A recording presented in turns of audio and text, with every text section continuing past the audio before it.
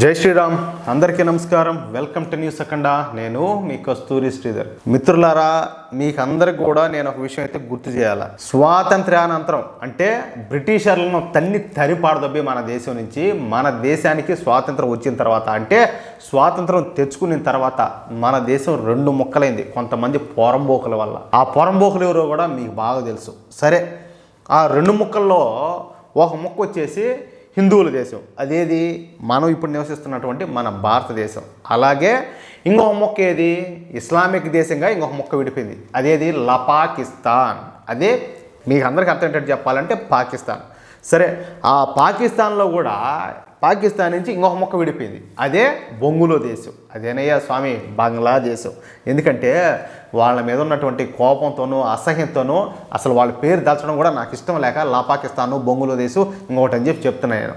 సరే, మీకు అర్థం అవుతుందో లేదని చెప్పేసి మళ్ళీ వాళ్ళ అసలు పేర్లు కూడా చెప్పాల్సి వచ్చింది. అది విషయం. అయితే ఇప్పుడు ఈ బొంగులో దేశం మనం అనుకున్నట్టుగా సరే, పాకిస్తాన్లో హిందువుల విషయంలో ఏం జరుగుతుందో ఈ క్షణం వరకు కూడా మనకు అన్నీ కూడా తెలుసు. అదేవిధంగా ఈ పాకిస్తాన్ నుంచి విడిపోయినటువంటి ఈ బొంగులో దేశంలో కూడా చెప్పాలంటే ఈ బొంగులో దేశకు, అదే బంగ్లాదేశ్కు స్వాతంత్రం ఇప్పించింది. ఎవరి నుంచి? పాకిస్తాన్ నుంచి స్వాతంత్రం ఇప్పించింది. పాకిస్తాన్ మీద పోరాడి వీళ్ళను స్వతంత్రంగా బతికేటట్టు చేసింది కూడా మన భారతదేశమే. కనీసం ఆ విశ్వాసం విజ్ఞత ఏ మాత్రం లేనటువంటి నీతిమాలిన బతుకులు బతుకుతున్నటువంటి ఈ బొంగులో దేశగాళ్ళు ఎట్లా తెలుసా పరిస్థితి?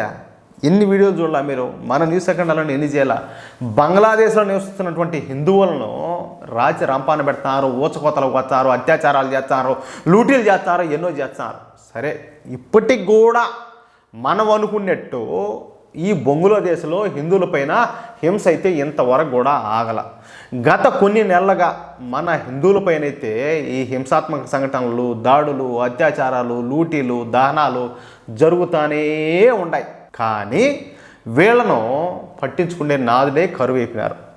భారత ప్రభుత్వం ఏదో విధంగా నయానో భయానో ఈ బంగ్లాదేశ్లోని నీచమైనటువంటి ఒక తీవ్రవాది మద్దతుదారుడైనటువంటి మహమ్మద్ యూనస్ ప్రభుత్వాన్ని దారిలోకి తెచ్చుకునే ప్రయత్నం చేస్తూ ఉన్నప్పటికీ కూడా ఈ బొంగులో దేశంలో ఈ అరాచకాలు అయితే ఆగడంలే.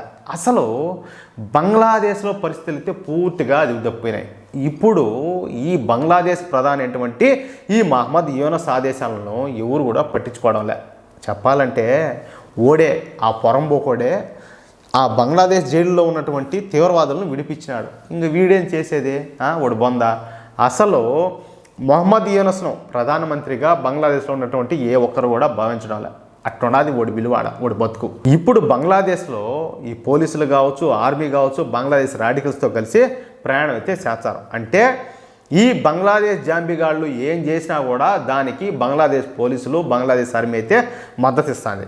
అంతేకాకుండా హిందువులను లూటీలు చేసి వచ్చిన సొమ్ములో వీళ్ళందరూ కలిసి వాటాలు అయితే పంచుకుంటున్నారంట.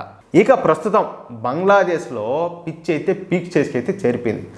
బంగ్లాదేశ్ నుంచి హిందువులను పూర్తిగా వెళ్ళగొట్టాలని బంగ్లాదేశ్లోని ఈ నిష్ఠ దరిద్రపు జాంబీలు అయితే ఒక నిర్ణయానికి అయితే వచ్చారు. సరే, ఇక్కడ నేను ఒక మాట అయితే మీకు గుర్తు చేయాలా. ఇప్పుడు బంగ్లాదేశ్లో ఉండే వాళ్ళందరినీ హిందువులను అయితే వాళ్ళు ఏం చేస్తారు ఇప్పుడు నేను చెప్తానే ఉండా. కానీ ఇదే బంగ్లాదేశ్ సంబంధించిన వాళ్ళు మన దేశంలో ఎంతమంది ఉన్నారు? పశ్చిమ బెంగాల్ వాళ్ళు, బెంగాల్ వాళ్ళు. ఏమి తెలియదు అనుకుంటాం. ఇంట్లో అన్నం చేసుకుంటారు, కూరలు వండుకుంటారు, ఏదో వాళ్ళు బతుకోళ్ళు బతుకుతారు అనుకుంటాం. అట్ట ఆడవాళ్ళకు కూడా తెలుసు మనకి ఇరువాలన్న.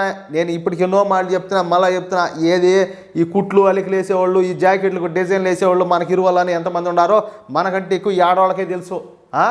వాళ్ళ మనం భరిస్తున్నాం. చెప్పాలంటే పావుతో మనము ఏం చెప్పాలి, నేను పావులు పక్కన పెట్టుకొని బతున్నాం, పావులతో సావాసం చేస్తున్నాం. ఆ పావులు ఏదో మనకు ఉపయోగపడతాయని మనం అనుకుంటున్నాం. కానీ ఆ పాము ఏదో ఒక రోజు వాళ్ళని ఆదరించిన వాళ్ళకు, వాళ్ళకి ఆశ్రయించిన వాళ్ళకు చెప్పాలంటే ఆ పాము దగ్గరికి పోయిన వాళ్ళను ప్రతి ఒక్కరిని కూడా ఆ పావులు అయితే కాటేస్తాయి. కావాలంటే గుర్తుపెట్టుకొని ఈ మాట. నాశనం, అంతమే. నేను ఏం చెప్పాలరా స్వామి? నా మెంటల్ వచ్చింది నేను చెప్పాలంటేను. ఏం చెప్పాలా? ఎప్పుడు మీరు కలగని మేలుకుంటారు? ఎప్పుడు మీరు బాగుపడతారు? డబ్బు డబ్బు డబ్బు డబ్బు నీ అమ్మ. అసలు ఈ 20-30 ఏళ్ల ముందు అసలు డబ్బు అనేది లేదురా. డబ్బు ఎవరి దగ్గర ఉండేది? డబ్బు ఇప్పుడు మొదలైంది. అప్పుడు ఎంతసేపటికి ఐకమత్యం, మన తన అనేది ఆ ఫీలింగ్స్ ఉన్నాయి. ఇప్పుడు డబ్బు తప్పితే ఏ గోసి పాతా లేదో.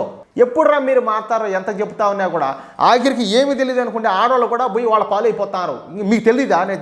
మీకు తెలీదా? చెప్పండి, ఒకసారి ఆలోచించండి. అంటే గత 4 రోజుల నుంచి ఏది బంగ్లాదేశ్లో, మళ్ళీ భారతదేశం సంగతి వదిలిపెట్టండి, ఈ బంగ్లాదేశ్ విషయానికి వచ్చా మళ్ళా గత 4 రోజుల నుంచి మళ్ళా పెద్ద ఎత్తున హిందువులపైన అయితే దాడులు అయితే ప్రారంభించారు. ఎవరు? జాంబీగాళ్ళు. కానీ ఇక్కడ జాంబీగాళ్ళను మాత్రం వాళ్ళేదో మనకు మేలు చేస్తారు, వాళ్ళేదో మన జాకెట్లో బాగా డిజైన్లు వేస్తున్నారు, వాళ్ళేదో మనం వాళ్ళ వల్ల మనం ఏదో 10 రూపాయలు సంపాదించుకుంటామని ఈ నా నోటితో నేను అనకూడదు, కానీ వీళ్ళు మాత్రం వాళ్ళను భయ్యా మెలికలు. సరే, బంగ్లాదేశ్ విషయానికి వచ్చాలే. ఆడ బంగ్లాదేశ్లో ఏం చేస్తాను తెలుసా, ఈ జాంబీగాళ్ళంతా కూడా హిందువుల ఇళ్లను తగలబెట్టడం, హిందువుల వ్యాపారాలను లూటీ చేయడం అయితే స్టార్ట్ చేశారు. అంటే ఇంతకుముందు కూడా చేస్తూ ఉన్నారులే, కంటిన్యూ. ఇప్పుడు ఏంటంటే దాంట్లో వాళ్ళ పోరాటంలో వాళ్ళు చేసే ఈ లూటీలు, దహనాలు, అత్యాచారాలు వాటిల్లో ఆర్మీతో పాటు పోలీసు వాళ్ళు కూడా వాళ్ళు యాడ్ అయిపోయినారు కదా, ఇంకేంలా వాళ్ళ కత్తికి అడ్డం లేకుండా పోయింది. మొన్నైతే ఏకంగా హిందువులపైన బంగ్లాదేశ్ ఆర్మీ కాల్పులు జరిపింది. ఆల్రెడీ నేను చెప్పిన మీకు గత వీడియోలో. ఈ కాల్పుల్లో దాదాపు 7 మంది హిందువులు చనిపోయినట్టు మనకు అనధికారికంగా సమాచారం కూడా వచ్చింది. ఇక నిన్న బంగ్లాదేశ్ జాంబీగాళ్ళు పెద్ద సంఖ్యలో రోడ్ల మీదకి వచ్చి హిందువులు బంగ్లాదేశ్ నుంచి వెళ్ళిపోవాలని చెప్పి స్లోగన్లు ఇవ్వడం స్టార్ట్ చేశారు. అరే నీ ఎవ్వ కాదురా, అసలు మీ దేశానికి స్వాతంత్రం ఇచ్చిందే భారతదేశము, మీ దేశానికి ఊపిరి పోసింది ఈ దేశంలో మెజార్టీ పోయినటువంటి హిందువులు, వాళ్ళని మీ దేశం నుంచి ఎలా కొట్టాలనుకుంటారా? వదలదో ఆ పాపం, ఆ గోడైతే మిమ్మల్ని వదలదు. పాకిస్తాన్ అన్నా కనీసం పాకిస్తాన్ బొచ్చు అన్నా కూడా జడుకునేదానికి మీకు ఆ బొచ్చు కూడా లేకుండా పోతుంది, కావాలంటే గుర్తుపెట్టుకోండి. బంగ్లాదేశ్ ఒక పవిత్ర దేశం అని, అలాంటి దేశంలో అది అంట పవిత్ర దేశం అంట, నీ గుడిగాలారా చెప్తా చూడండి, మీకు అర్థమయ్యేటట్టు చెప్తా. అలాంటి దేశంలో హిందువులు నివసించడానికి వీల్లేదని ఈ బంగ్లాదేశ్ రాడికల్స్ అయితే గోల చేస్తున్నారు. మీకు అర్థమయ్యేటట్టు ఇంకొక పాయింట్ చెప్పేదా, అసలు ఈ భూప్రపంచంలో బంగ్లాదేశ్ అంతటి దరిద్రపు నికృష్టపు దేశం అయితే మరొకటి ఉండదు.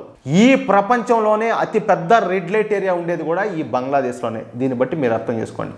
ఇక ఈ బంగ్లాదేశ్ వాళ్ళు ఈ పాకిస్తాన్ వాళ్ళ కంటే మురికేదోళ్ళు చెప్పాలంటే, వీళ్ళు వారానికి ఒకసారి స్నానం చేస్తారంట. దాన్ని బట్టి మీరు అర్థం చేసుకోండి.